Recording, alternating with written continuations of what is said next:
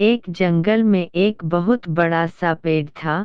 उस पेड़ पर तरह तरह के पक्षी रहते थे। पेड़ पर एक बहुत सुंदर चिड़िया थी जिसे सब सुनहरी चिड़िया कहते थे। सुनहरी चिड़िया बहुत अच्छी थी। वह किसी को परेशान नहीं करती थी और जरूरत पड़ने पर सबकी सहायता के आती आई थी। उसी पेड़ पर एक दूसरी चिड़िया भी रहती थी जिसका नाम मोना था।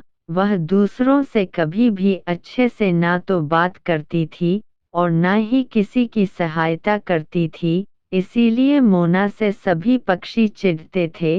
मोना सुनहरी चिड़िया से बहुत चिढ़ती थी क्योंकि सब सुनहरी चिड़िया से ही बात करते थे। उसको यह बहुत बुरा लगता था।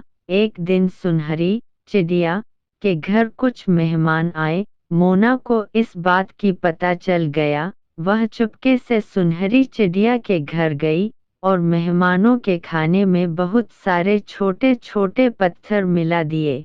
जब सुनहरी चिड़िया के घर मेहमान खाना खाने लगे तो खाने में पत्थर देखकर उन्होंने सुनहरी चिड़िया को बहुत बुरा भला कहा और उसके घर से बिना खाना खाए ही चले गए। वही पेड़ पर मोना सब देख रही थी। उसने जब देखा कि सुनहरी चिड़िया के घर से मेहमान चले गए तो वह बड़ी खुश हुई।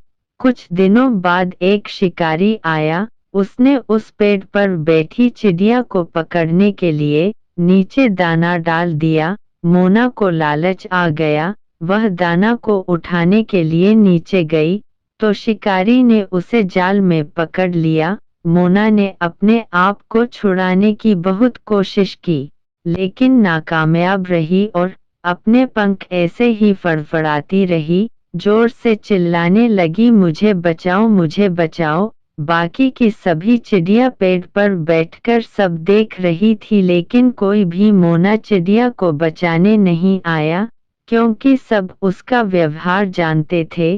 तभी उसकी आवाज़ सुनहरी चिड़िया ने सुनी। वह पास से अपने दोस्त चूहे को बुलाकर लाई और चूहे ने जाल कुतर दिया और मोना चिड़िया फिर से उड़ गई। शिकारी चिड़िया को उड़ता देखा और चुपचाप वहां से चला गया। मोना जब वापस पेड़ पर आई तो उसे बहुत शर्म आई। उसने सुनहरी चिड़िया से माफी मांगी।